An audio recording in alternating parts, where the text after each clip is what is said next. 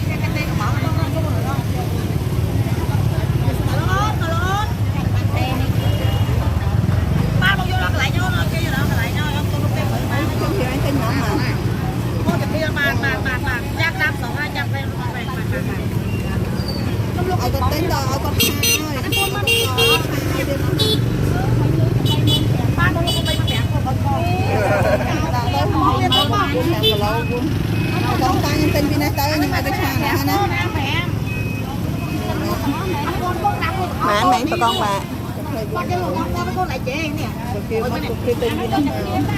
anh thon tên lòn kia tên nhau rồi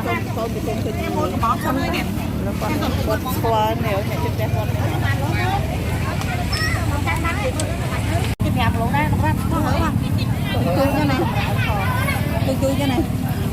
có 10 cây bèo lỗ đó nè nó sao bèo cái nữa cháu tôi đã không món con nó đi đâu thuần chiết ba biệt con chú thuần chiết đâu mình thấy lại thế xanh có 10 cây này bắt cắt đây nè bắt cắt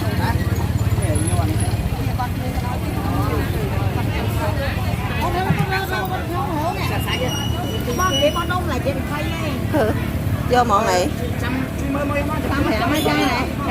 thôi trong cái nữa lâu bằng vô 2 7 ôm luôn ơi lấy ra 2 7